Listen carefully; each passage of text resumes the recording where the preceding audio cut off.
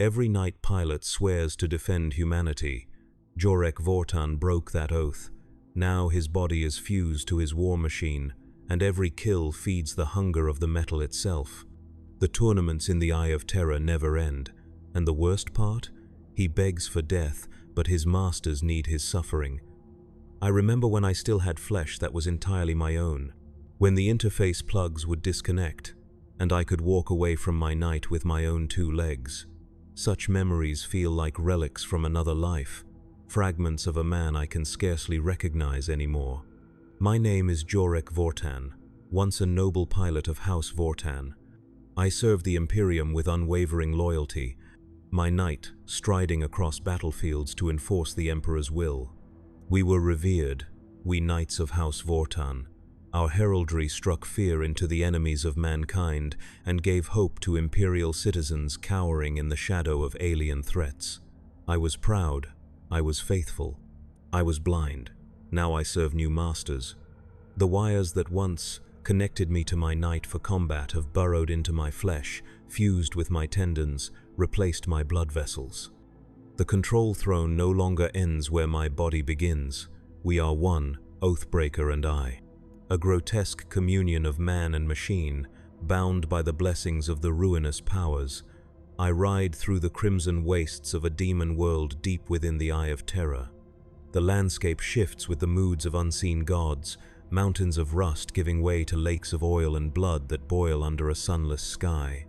Here, I fight not for honor or duty, but because the voice in my skull demands it. The voice that whispers from the metal itself, that sings to me when I crush the bodies of my enemies beneath Oathbreaker's feet. Today, we hunt.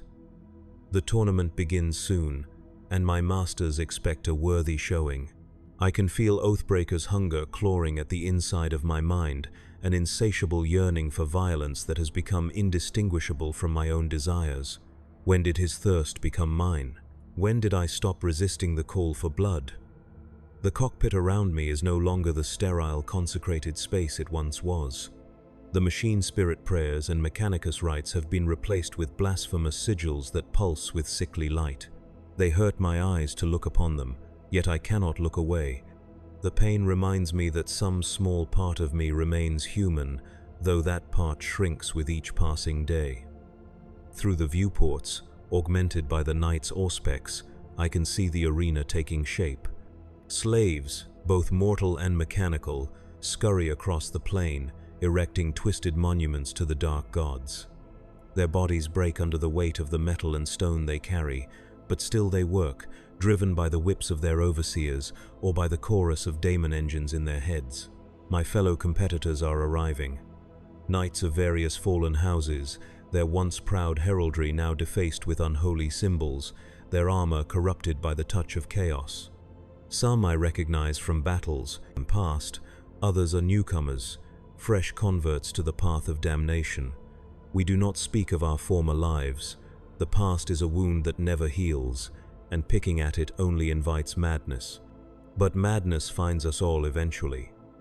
In the quiet moments between battles, when the voices recede to whispers, I can sometimes hear the screams of those I betrayed, the people of Vortan Prime, who look to me as their protector.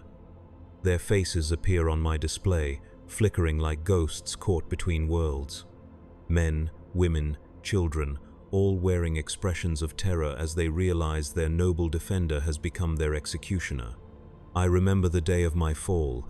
House Vortan had been deployed to defend an Agri world from a Xenos incursion. The battle was fierce but ultimately victorious.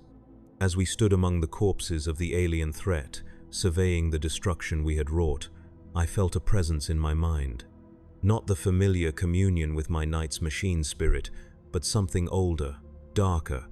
It spoke of power beyond imperial constraints, of freedom from the burden of duty. It showed me visions of the Imperium's lies, the Emperor's hypocrisy, the futility of our endless crusades. I resisted at first. I reported the incident to our house's sacristan, who prescribed ritual cleansing and prayer. But the voice persisted, growing louder with each passing night. It found the cracks in my faith and widened them with promises of glory and terrible truths. By the time I realized the corruption had taken root, it was too late. The next deployment came, and instead of fighting the enemy, I turned Oathbreaker's guns on my fellow knights. The surprise in their Vox transmissions still haunts me, their confusion quickly giving way to horror as they realized what I had become. 3 noble knights of House Vortan fell to my guns that day, their pilots screaming accusations of betrayal as their reactors went critical. The Imperial response was swift. Knights from neighboring houses were deployed to hunt me down. I fled into the warp, guided by the voice that had become my constant companion.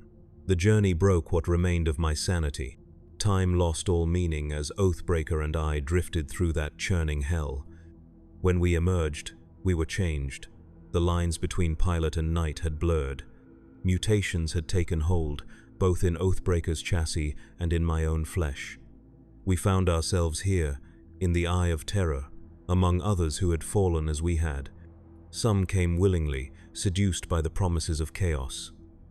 Others, like me, were corrupted gradually, their resistance worn down by whispers and doubts. All of us now serve the same masters, fighting in these endless tournaments for their amusement and to prove our worth. The preparations for the tournament are complete. A horn sounds, its discordant notes cutting through the air like a physical force. It is time. I feel Oathbreaker's systems surge with anticipation. His weapon systems cycle, thermal cannon heating, chainsword, revving. The servos in his legs tense, eager to begin the hunt. I am matched against a knight from what was once House Terran. His armor, once a proud blue, is now a sickly green, covered in bubbling pustules that weep corrosive fluid. Nurgle has claimed this one, blessing him with resilience beyond mortal understanding. This will be a challenging fight, but Oathbreaker and I do not fear defeat. We fear only disappointment.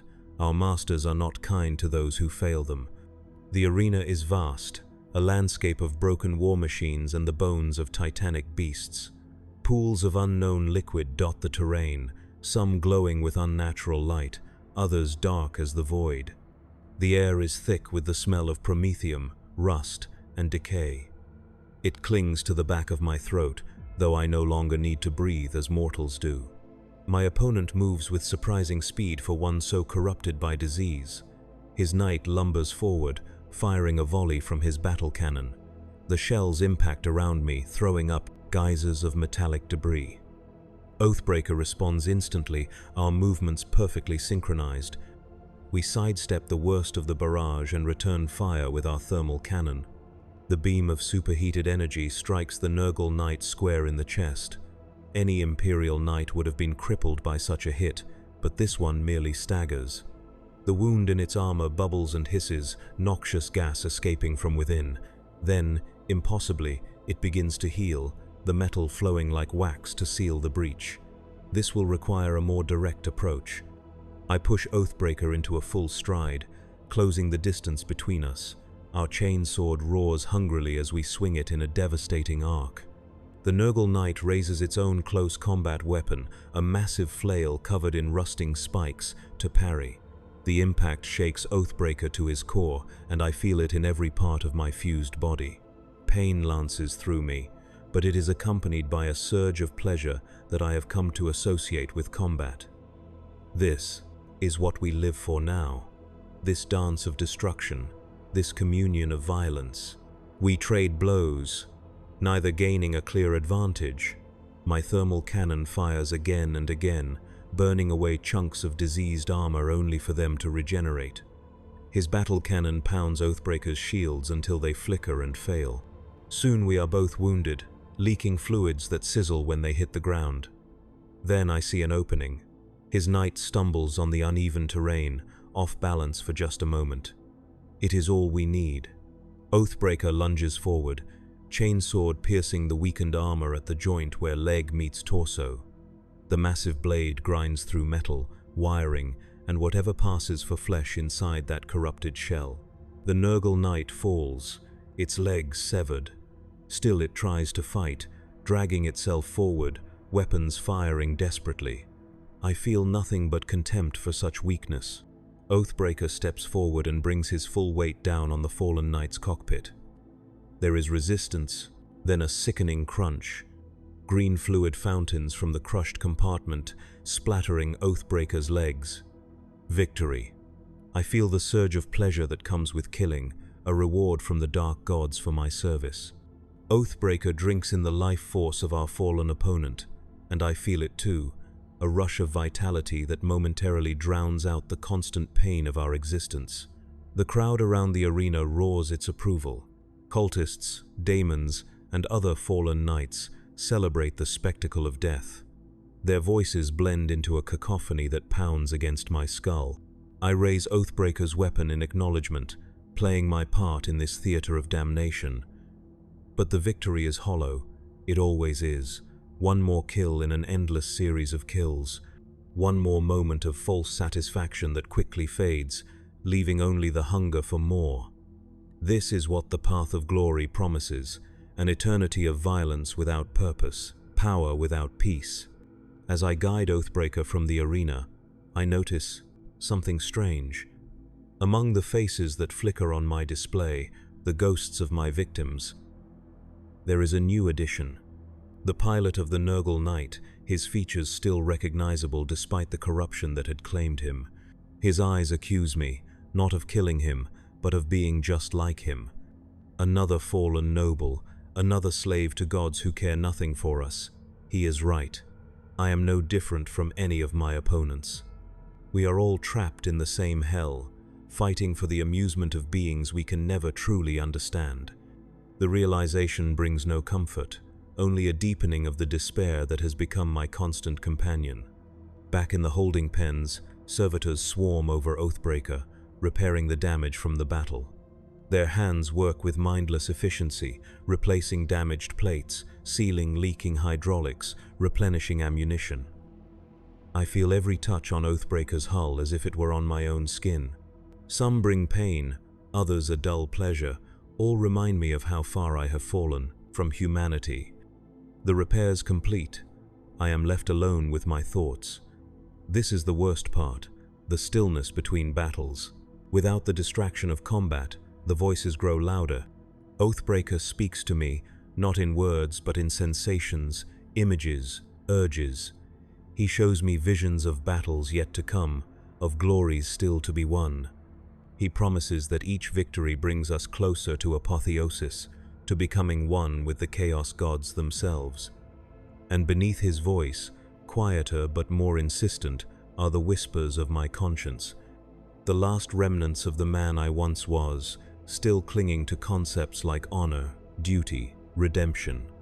This voice speaks of suicide, of turning our weapons upon ourselves to end this nightmare. But Oathbreaker would never allow it. Our masters would never allow it. In the eternal agony of servitude, my suffering is the currency they demand. Sleep comes rarely now, but when it does, it brings no respite. My dreams are battlefields, endless war zones where I fight not just my enemies, but myself. Sometimes I am back on Vortan Prime, watching as my former brothers hunt me across the plains. Other times I am in impossible landscapes that could exist only in the warp, fighting creatures that defy description. Tonight, I dream of home. Not the corrupted husk it has surely become, but the Vortan Prime of my youth. I walk its streets as a man, not as a knight. People greet me with smiles and bows, unaware of what I will become. I try to warn them, to tell them to flee before the darkness takes me, but no sound comes from my mouth. Then the dream shifts. The buildings of Vortan Prime begin to bleed. The streets run with oil and ichor. The people change, their skins splitting to reveal machinery beneath, their eyes glowing with the same unholy light that fills Oathbreaker's cockpit. They reach for me, not in fear but in recognition. They see what I am, what I have become, and they welcome me as their own. I wake screaming, though my physical voice box has long since been replaced by Vox units. The mechanical sound echoes in Oathbreaker's cockpit, a harsh, distorted thing that bears no resemblance to human distress. The dream lingers, its implications too horrible to contemplate. Could it be that my fall was not just my own tragedy but a herald of something worse? Could all of Vortan Prime have followed me into damnation? I have no way to know. The Eye of Terror does not allow communication with the outside universe, at least not for one such as me. I am cut off from all I once knew, trapped in this nightmare realm with only my regrets and the voice of Oathbreaker for company. Dawn comes, though the concept has little meaning in this place where time itself is malleable. The light that passes for sunlight here is a sickly, shifting thing, casting shadows that move independently of their sources. It illuminates the landscape around me, a valley of broken war machines that stretches to a horizon crowned with teeth like mountains. Today brings a new tournament, a new chance to prove our worth to our masters. The other knights are gathering, their corrupted forms silhouetted against the strange light. Each bears the mark of their patron god, their once noble forms twisted to reflect the nature of the power they serve. I recognize a knight I knew from my imperial days, though his name escapes me. His armor, once a proud crimson, is now an ever-shifting kaleidoscope of colors that hurts the eyes to look upon. Tzeentch has claimed this one, blessing him with sorcerous powers that defy the laws of nature. His thermal cannon no longer fires heat, but streams of mutating energy that transform whatever they touch into impossible shapes. Another bears the mark of Khorne, his knight festooned with skulls and blades, every surface designed to cut and tear. The pilot is visible in the open cockpit, his body fused with the throne just as mine is, but he has embraced his fate more fully. He has removed his own face, replacing it with a mask of brass that mirrors the faceplate of his knight. Blood constantly flows from the seams where metal meets flesh, offering eternal tribute to the blood god. A third serves Slaanesh, his knight moving with a grace that should be impossible for such a massive machine. The armor plates have been reshaped into flowing curves that suggest both masculine and feminine forms. Faces press outward from within the metal, their expressions locked in ecstasy or agony or both. The sound of their moaning carries across the battlefield, a distracting cacophony that undermines the concentration of his opponents. And there are others, dedicated to no single god but to chaos undivided. These are perhaps the most dangerous, for they are not limited by the obsessions of any one patron. They fight with a calculated precision that belies the madness that has claimed them. I am matched against one of these today, a knight whose armor is a patchwork of different house colors, stolen from those he has defeated. Trophies hang from his carapace, weapons and banners taken from fallen knights, each a testament to his skill in battle. His cockpit is open to the elements, revealing not a human pilot, but a mass of writhing tentacles that interface directly with the knight's systems. The battlefield today is different, a section of the wastes where the ground has been transformed into a reflective surface like black glass. It stretches in all directions, perfectly flat, offering no cover and no advantage to either combatant. This will be a pure test of skill and power, exactly as our masters wish it to be. The signal to begin comes not as a horn this time, but as a psychic pulse that makes my vision swim and my thoughts scatter. When I recover, my opponent is already moving, his knight gliding across the glass surface with unnatural speed. His battle cannon fires, the shells leaving contrails of multicolored smoke as they arch toward me. Oathbreaker moves before I can even form the thought to evade. We slide to the side, the shells impacting where we stood a moment before. The glass surface cracks but does not shatter, the fissures spreading outward in patterns that form demonic faces that leer up at us. I return fire, our thermal cannon lashing out with a beam of energy hot enough to vaporize adamantium. My opponent is fast, but not fast enough. The beam catches his left shoulder guard, melting it into slag that runs down his arm like wax. The tentacles in his cockpit writhe more frantically, and I hear a psychic scream of pain and rage that threatens to split my skull. He charges, closing the distance between us with frightening speed. His Reaper chainsword roars as he swings it in a horizontal arc aimed at Oathbreaker's waist. We parry with our own chainsword, the teeth of the two weapons grinding against each other in a shower of sparks. The sound is deafening, a physical force that makes the glass beneath our feet vibrate sympathetically. We are evenly matched in strength, neither able to overpower the other. For a moment we stand locked together, two titans straining against each other while the crowd around the arena howls its approval. Then, by unspoken mutual agreement, we disengage, each taking a step back to reassess. I notice something curious as we circle each other. The reflective surface beneath us shows not our current forms but what we once were. In the black glass, I see Oathbreaker as he was before our fall, his armor gleaming with the proud colors of House Vortan, untouched by corruption. My opponent sees something similar, for he glances down and lets out another psychic scream, this one tinged with something that might be regret. The moment of distraction is all I need. Oathbreaker lunges forward, our chainsword aiming not for his knight, but for the exposed tentacles in the cockpit. The massive blade connects, shearing through several of the writhing appendages. Ichor sprays from the wounds, sizzling where it hits Oathbreaker's hot armor plates. My opponent staggers back, his knight suddenly moving with less coordination. The tentacles that remain thrash wildly, no longer working in harmony but fighting among themselves. Some try to continue the battle, others attempt to retreat, resulting in jerky, contradictory movements that leave him vulnerable. I press the advantage, unleashing a barrage from all of Oathbreaker's weapon systems. Thermal cannon, heavy stubbers, and missile pods all fire simultaneously, overwhelming his weakened defenses. His armor, already a patchwork, comes apart under the assault, revealing the corrupted systems beneath. Still he fights on, one arm hanging useless at his side but the other still wielding his chainsword with deadly skill. He swings wildly, forcing me to give ground to avoid the sweeping blade. But his movements are becoming more erratic, the conflict among the tentacles controlling him growing more pronounced. I can end this now, Oathbreaker agrees, our thoughts aligned in purpose, if not in motivation. I seek victory to survive another day, to postpone whatever fate awaits those who fail in these tournaments. He seeks it for the pleasure of killing, for the tribute it offers our dark masters. We charge, weather a desperate swing of his chainsword that scores a deep gouge in Oathbreaker's left pauldron, and drive our own blade directly into his cockpit. The weapon tears through the mass of tentacles, reducing them to a pulp of ichor and chitin. Without their guidance, his knight freezes, all systems shutting down simultaneously. For a moment, he remains standing, a statue on the field of battle.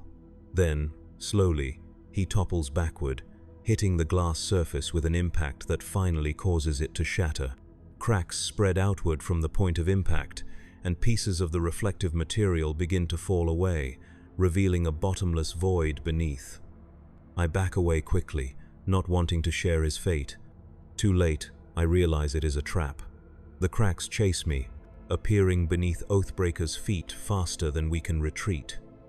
Then we are falling, tumbling into darkness with no way to stop our descent. The void swallows us, and for what seems like an eternity, we fall through absolute nothingness. No light, no sound, no sensation, except the pull of gravity. Then, abruptly, we crash into solid ground, the impact jarring every part of my fused body. Warning runes flash across my display, indicating damage to several of Oathbreaker's systems. Nothing critical, but we are weakened. As my vision adjusts, I realize we are in a vast underground chamber. The ceiling above is the black glass we fell through, now seamless again and reflecting nothing but darkness. The chamber itself is illuminated by pools of bioluminescent fluid that cast an eerie, pulsating light over everything. And we are not alone. Other knights are here, dozens of them, all bearing the marks of chaos, all showing signs of recent battle. Some stand vigilant, weapons at the ready. Others lie in various states of disrepair, their pilots visible in open cockpits, as fused to their machines as I am to mine. This is no accident, no malfunction of the arena. This is the next phase of the tournament, a battle royale in this underground hell. Only one will be allowed to return to the surface, to bask in the favor of the dark gods. The rest will remain here, fighting eternally in darkness, forgotten by even their cruel masters. The realization should fill me with dread, but instead I feel a strange calm. Is this not what I deserve? Is this not a fitting punishment for my betrayal, for the lives I have taken? Perhaps here, away from the direct gaze of the Chaos Gods, I might finally find a way to end my suffering. Or perhaps this is merely another layer of the hell I have created for myself. Oathbreaker has other ideas. His systems come back online, stronger than before. The damage we sustained in the fall seems to heal itself, armor plates knitting back together, severed wires reconnecting. I feel his hunger, more intense now, focused on the knights around us, so many targets, so much potential glory. In his mechanical mind, this is not a punishment but an opportunity. I try to resist, to assert what little remains of my will over our shared form. It is futile. Oathbreaker has grown stronger over our years of servitude, while I have weakened, my humanity eroding with each atrocity we commit. He takes control easily, overriding my attempts to remain still. We move toward the nearest knight, a Nurgle corrupted monstrosity similar to the one we defeated earlier. It notices our approach and turns to face us, its weapons powering up. Before either of us can fire, a third knight enters the fray, this one dedicated to Khorne, charging with reckless abandon, chainswords revving on both arms. Soon the entire chamber is engulfed in battle. Knights fire at anything that moves, form temporary alliances only to break them moments later, fight with a desperation, born of the knowledge that there is only one way out.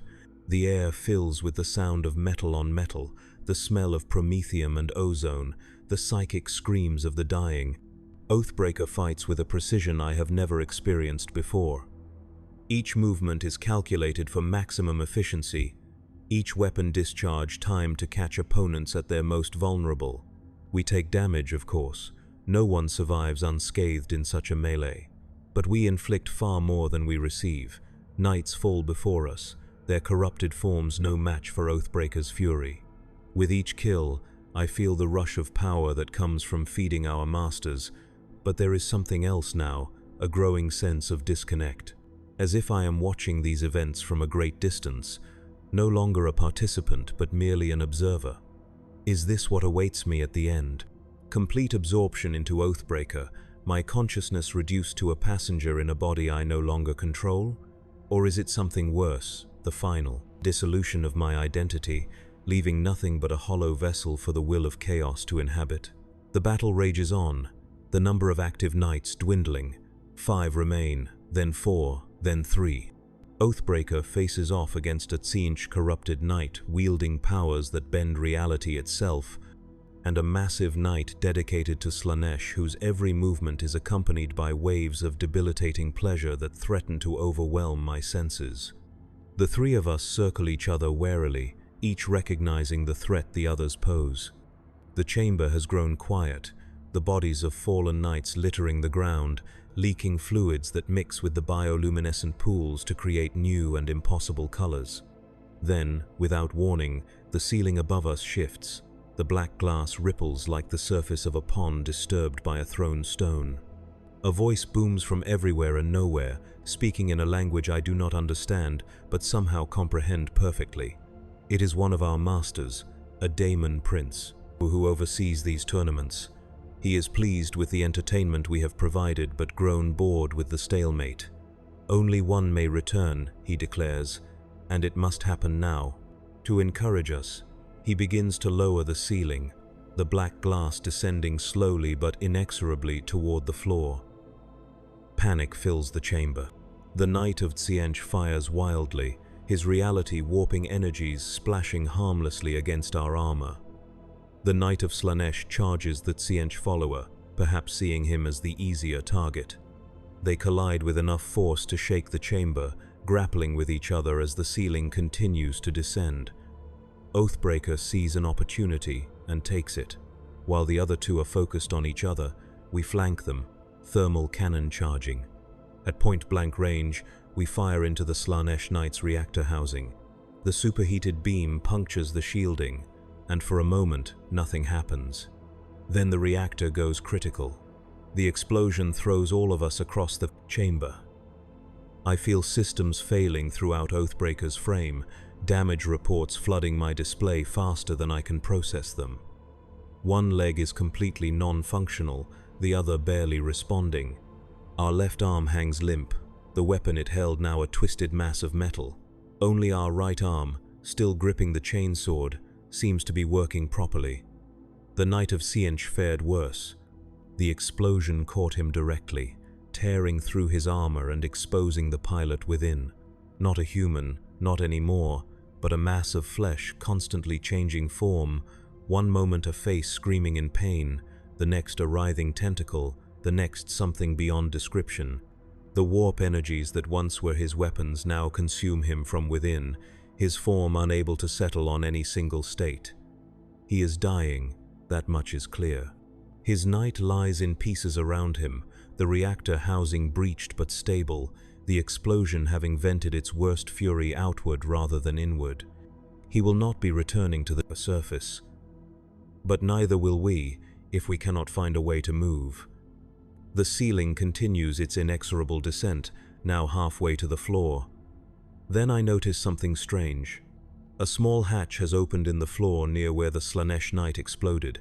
From it rises a platform, and on the platform stands a hooded figure, not a knight, not a daemon, but something in between. It gestures toward the hatch, an unmistakable invitation to escape. Is this part of the tournament? A final test, perhaps? Or something else entirely, a third party intervening for its own purposes? There is no way to know, but with the ceiling dropping ever lower, there are few options left. I struggle to reassert control over Oathbreaker. For once, he does not resist. Perhaps he too recognizes the direness of our situation. With tremendous effort, we drag ourselves toward the hatch, each movement sending lances of pain through our shared nervous system. The chainsword serves as a crutch, digging into the floor to pull us forward when our legs fail to respond. The hooded figure watches impassively as we approach.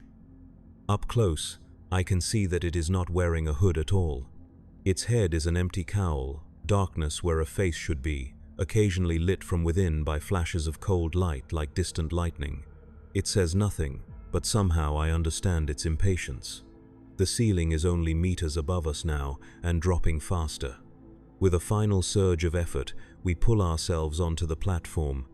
Immediately it begins to descend, carrying us away from the chamber, just as the ceiling meets the floor with a sound like the end of all things. The Knight of Siench gives one final, reality-warping scream, and then there is only darkness and the sensation of descent. The platform drops for what seems like hours, though time means little in the warp. Eventually, it slows and comes to a stop in another chamber, smaller than the one above but still vast by human standards. This one is lit not by bioluminescence but by conventional sources, harsh white lights that reveal every detail with merciless clarity. It is a workshop of sorts, though unlike any I have seen before. Servitors move about with purpose, carrying tools and components.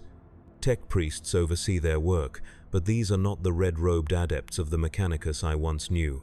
Their garb is black, their augmentations more extensive, their movements suggesting a comfort with their mechanical parts that the Mechanicus, for all their worship of the machine, never achieve. Dark Mechanicus, the tech priests who followed Horus into rebellion and now serve the ruinous powers, creating daemon engines and other abominations. They look at Oathbreaker with professional interest, assessing the damage, calculating what might be salvaged, what must be replaced. The hooded figure gestures, and the servitors swarm over us. They attach cables to various points on Oathbreaker's frame, plugged directly into my neural interfaces. I feel a surge of data, flowing both ways, them learning about our systems, us learning about their intentions. They mean to repair us, that much is clear. But why? What purpose do we serve that makes us worth saving when so many others were left to die? The answer comes not in words but in images, flowing through the data connection into my mind. I see a battlefield far from the eye of terror. Imperial forces clash with a chaos warband, knights fighting on both sides. But these Chaos Knights are different from those I have faced in the tournaments. They move with perfect coordination, as if guided by a single mind. Their strikes are precise, their strategies flawless. They are winning, pushing back the Imperial forces with ease. Then the perspective shifts, and I see what guides them. A towering figure, a knight larger than any I have encountered, its armor bearing the symbols of all 4 Chaos gods yet dominated by none. It directs the others telepathically, each an extension of its will. A knight, commander but corrupted, twisted into something new. And I understand.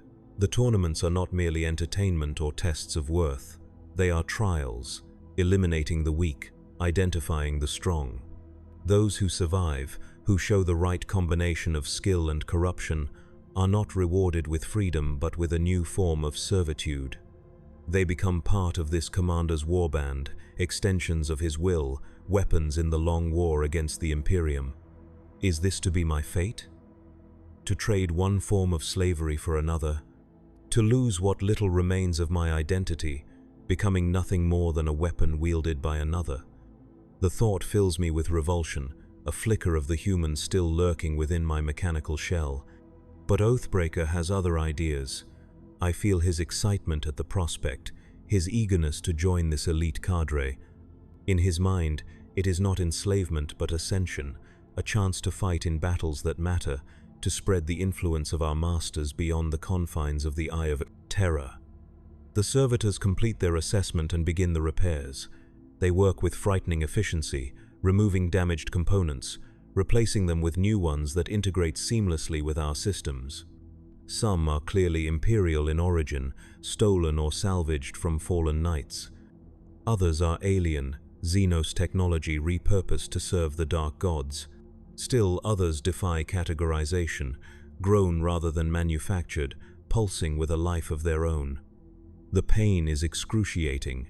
Unlike Imperial repairs, which would have deactivated my pain receptors or at least dampened them, these Dark Mechanicus make no such concessions.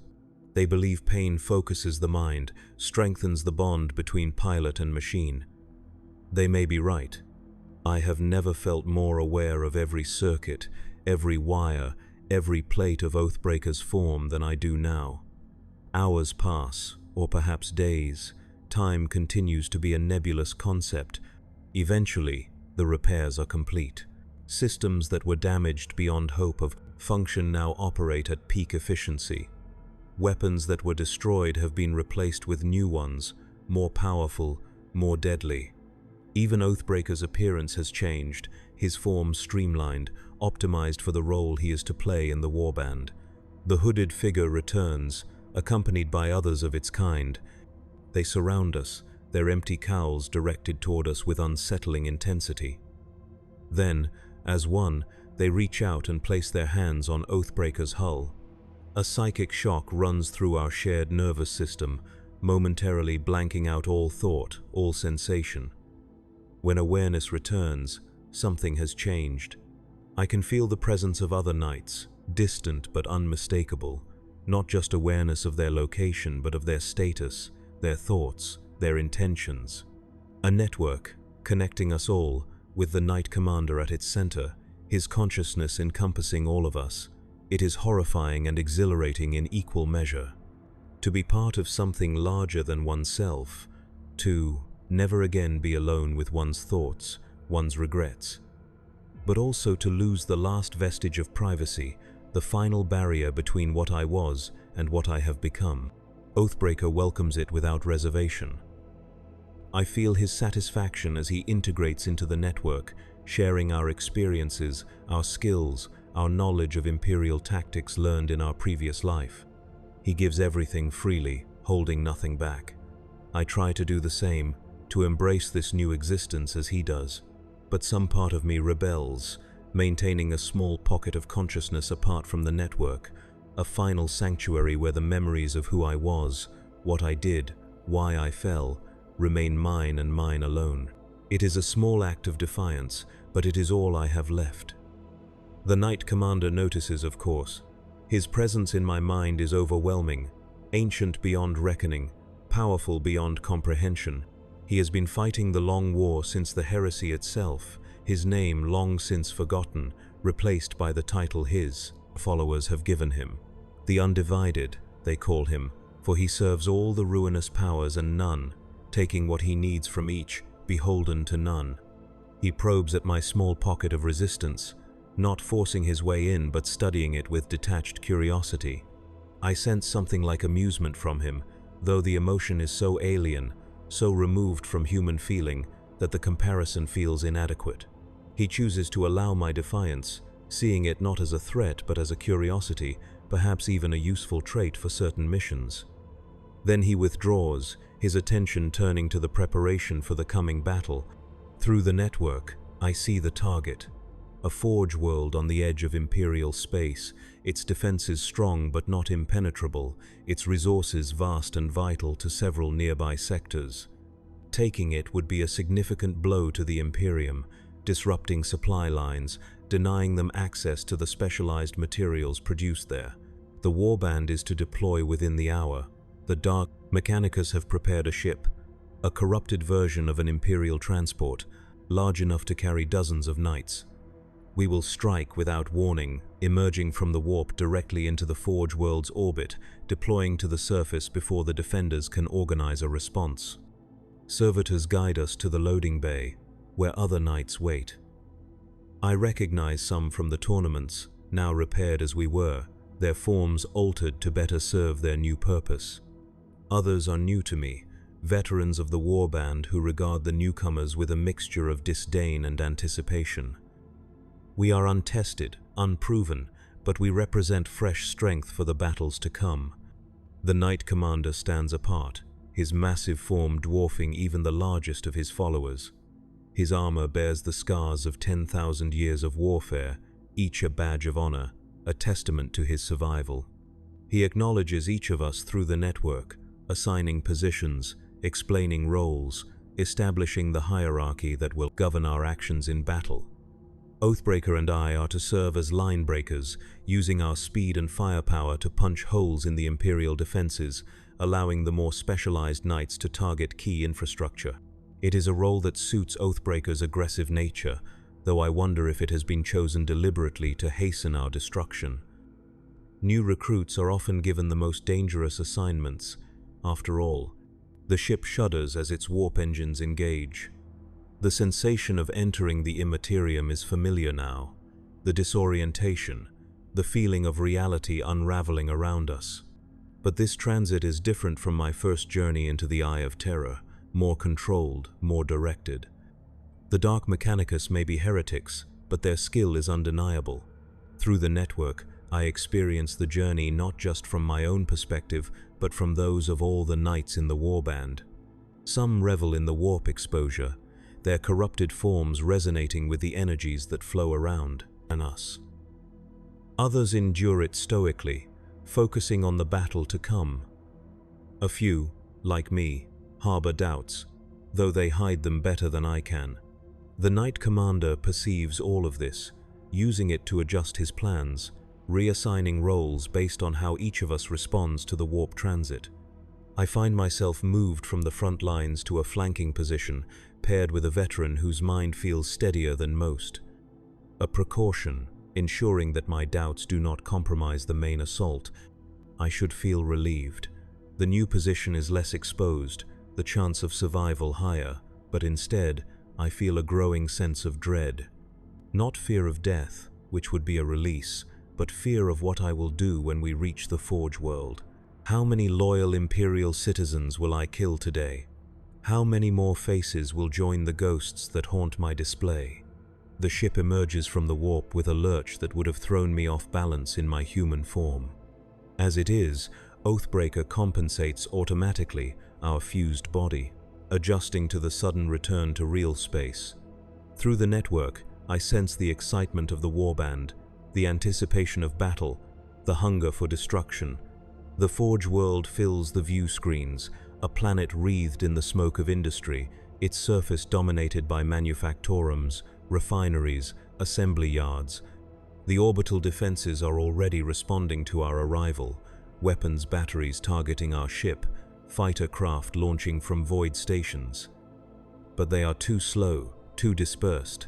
The ship dives into the atmosphere, shedding velocity, aiming for a landing zone near one of the primary forge complexes. Impact. The ship does not so much land as crash, its structure designed to absorb the forces involved, to break apart in a controlled manner that leaves the cargo bay intact. Ramps extend, blast doors open, and the knights of the warband emerge onto the surface of the forge world. The scene that greets us is one of industrial hell. The air is thick with pollutants, visibility limited to a few hundred meters. The ground is metallic, not natural soil but layer upon layer of slag and waste material compacted over centuries. Massive structures loom in the smog, the silhouettes of manufactorum towers, promethium refineries, adamantium foundries. Alarms blare across the complex, warning of our arrival. Workers scatter, seeking shelter or escape routes. Security forces mobilize, but they are pitifully under-equipped for facing knights. Last fire pings harmlessly off our armor as we advance, stubber rounds failing even to scratch our paint. Then the true defenders arrive. Knights of Taranis, one of the oldest and most revered knightly houses, sworn to protect this forge world. They emerge from hangars built into the larger structures, their armor gleaming in imperial splendor, their weapons powering up as they form a defensive line between us and the critical infrastructure. Through the network, I feel the Knight Commander's satisfaction. This is what he came for, not just the strategic value of the forge world, but the chance to face worthy opponents, to test his warband against some of the finest knights the Imperium has to offer. He issues orders, not in words but in concepts, battle plans unfolding in our shared consciousness. The warband moves with perfect coordination, each knight knowing its role, its position, its targets. The Imperial Knights respond with disciplined fire, their shots precisely aimed to maximize damage while minimizing exposure. It is a dance of giants, a clash of war machines that makes the ground shake and the air burn. Oathbreaker and I follow our assigned path, moving to flank the Imperial line. My veteran partner leads, his knight bearing the marks of Khorne, its armor scarred from countless battles. We encounter minimal resistance at first, security forces too small to threaten us, automated defenses too weak to penetrate our armor. Then we round a massive coolant exchange and find ourselves face to face with a lone knight of Taranis. It stands before a large blast door, clearly guarding an access point to something vital. Its armor is more ornate than its brothers, decorated with purity seals and honor badges that speak of a long and distinguished service to the Imperium. My partner charges without hesitation, his Khorne-blessed weapons thirsting for worthy blood.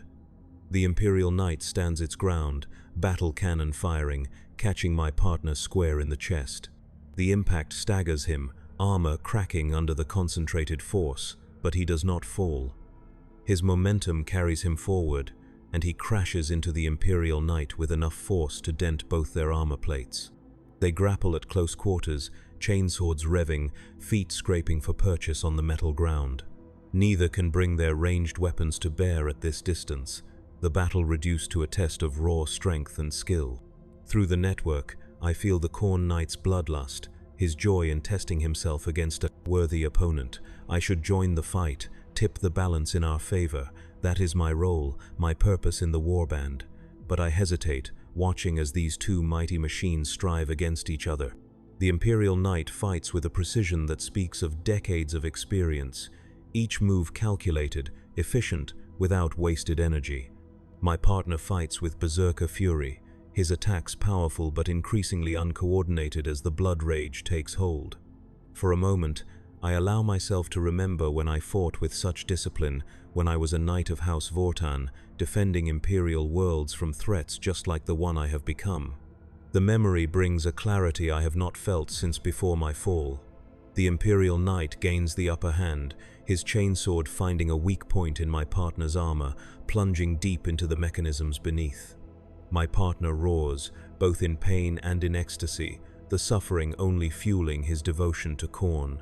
He locks his arms around the Imperial Knight, holding it close, even as its blade works deeper into his systems. I know what he intends before he does it. His reactor safeguards disengage, the power levels spiking beyond safe parameters. He plans to take his opponent with him in a final, glorious explosion that will appease his god and secure his place in whatever passes for an afterlife among the followers of Khorne. I should move back, get clear of the blast radius. Instead, I find myself charging forward, thermal cannon aimed not at the Imperial Knight but at my partner. Oathbreaker resists, the conflicting commands creating a moment of paralysis in our shared form. It is enough for the Imperial Knight to notice my approach, to misinterpret my intentions. He releases my partner and brings his battle cannon to bear on me. The shell impacts Oathbreaker's shoulder, tearing through armor and structural supports, nearly severing the arm. Pain lances through me, but it brings with it a strange sense of relief. This pain is clean, being honest, the result of combat rather than corruption. It feels almost like absolution. My partner, surprised by the Imperial Knight's sudden disengagement, stumbles backward. His reactor continues to build toward critical mass, the signs unmistakable to any Knight pilot. The Imperial Knight sees it too, tries to back away, to put distance between them before the detonation. I make my decision. Oathbreaker fights me every step of the way, our shared body moving in jerks and starts as we wrestle for control. But my resolve is stronger than it has been in years, fueled by the clarity that came with remembering who I once was. I drive us forward, between my partner and the Imperial Knight, then turn to face the Khorne follower. Our thermal cannon fires, the beam striking his reactor housing directly. For a moment, nothing happens. Then, instead of the catastrophic explosion he intended, his reactor simply goes dark. The superheated beam has caused a different kind of failure, a shutdown rather than a detonation. He stands frozen, all systems offline, a statue on the battlefield. The Imperial Knight hesitates, clearly confused by what he has just witnessed. One Chaos Knight attacking another, preventing what would have been a mutual destruction. It does not fit with anything he has been taught about our kind. I use his confusion to act. Oathbreaker's Vox units crackle to life, broadcasting on an Imperial frequency I should no longer remember but somehow do. My voice, when it emerges, barely sounds human. Mechanical, distorted, but understandable. I tell him who I am, what I was, how I fell. I tell him about the tournaments, about the warband, about the Knight Commander, and his plans for this Forge world. I give him everything he needs to mount an effective defense, to save as many lives as possible. He listens in silence, weapons still trained on me, clearly suspicious that this is some form of trick. I do not blame him. In his position, I would think the same. When I finish, he speaks. His voice is clear, untainted by corruption, the voice of a man who has never doubted his purpose or his allegiance. He asks why. Why betray my new masters? Why help the Imperium I turned against? I have no answer that would satisfy him, no grand redemption narrative, no sudden return to the Imperial fold. Just a moment of clarity, a chance to do one thing right after so many wrongs, a small defiance in the face of an eternity of servitude. He seems to understand, though I doubt he truly can. He tells me to leave, to get as far from the Forge complex as possible. He cannot spare me, he says, but he can give me a head start before he reports my presence. It is more mercy than I deserve. I begin to turn away, to take the chance he offers. Then I feel it. The Knight Commander's presence in my mind, no longer distracted by the main battle but focused entirely on me. He has been aware of my betrayal from the moment I fired on my partner. He has heard every word I said to the Imperial Knight, and he is coming. I warn the Imperial Knight, tell him to flee, to get reinforcements. This is not an enemy he can face alone. He hesitates, honor warring with pragmatism. Then, with what might be a salute, he turns and disappears into the industrial maze of the Forge complex. I am alone now. Oathbreaker has gone silent, his resistance replaced by a sullen withdrawal. He knows what is coming as well as I do. The Knight Commander does not tolerate betrayal. My death will be long and agonizing, my consciousness preserved to experience every moment of my dismantling. I could run, but there is nowhere in the galaxy beyond his reach. I could fight, but it would be over in seconds. All I can do is face my end with what little dignity remains to me. The Knight Commander appears through the smog, his massive form dwarfing Oathbreaker as a knight dwarfs a human. His armor bears fresh battle damage, testament to the fierce resistance of the Tyrannus Knights, but he moves, without impediment, every system functioning at peak efficiency despite the wounds. He stops a short distance away, regarding me with sensors that penetrate armor, flesh, and soul alike.